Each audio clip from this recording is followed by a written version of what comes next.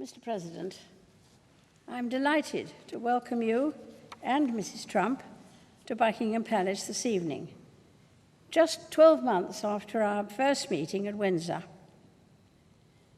Visits by American presidents always remind us of the close and long-standing friendship between the United Kingdom and the United States. And I'm so glad that we have another opportunity to demonstrate the immense importance that both our countries attach to our relationship.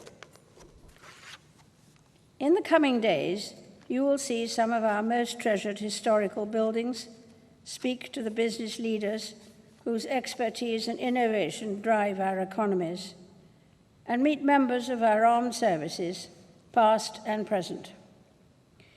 You will also travel to Portsmouth and Normandy to commemorate the 75th anniversary of D-Day. On that day, and on many occasions since, the armed forces of both our countries fought side by side to defend our cherished values of liberty and democracy. Mr. President, in your State of the Union address this year, you paid tribute to some of the American heroes who risked their lives, and we owe an immeasurable debt to the British, American, and Allied soldiers who began the liberation of Europe on the 6th of June, 1944. I paid my first state visit to your country at the invitation of President Eisenhower. As Supreme Allied Commander, he had ultimate responsibility for the execution of the Normandy landings. In his headquarters in St. James's Square, not far from Buckingham Palace, British and American officers worked closely together to plan the freedom of a continent.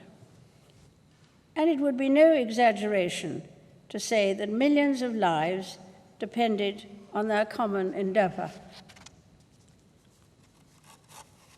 As we face the new challenges of the 21st century, the anniversary of D-Day reminds us of all that our countries have achieved together.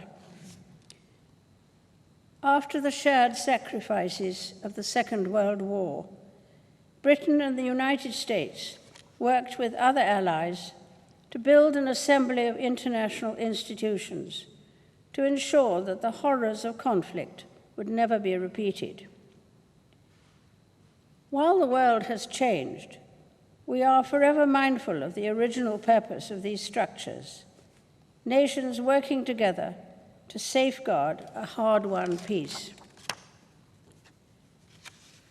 Of course, it is not only our security which unites us, but our strong cultural links and shared heritage. Every year, there are almost 4 million visits by Americans to the United Kingdom, with a great number claiming British descent. And with your own Scottish ancestry, Mr. President, you too have a particular connection to this country. We are also bound by the strength and breadth of our economic ties as the largest investors in each other's economies. British companies in the United States employ over 1 million Americans, and the same is true vice versa.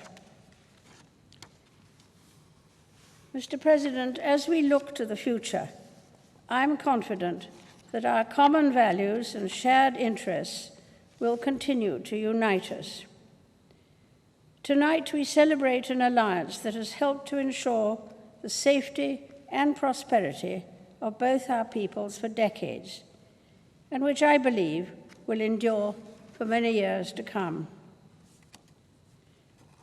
Ladies and gentlemen, I invite you all to rise and drink a toast to President and Mrs. Trump, to the continued friendship between our two nations, and to the health, prosperity, and happiness of the people of the United States.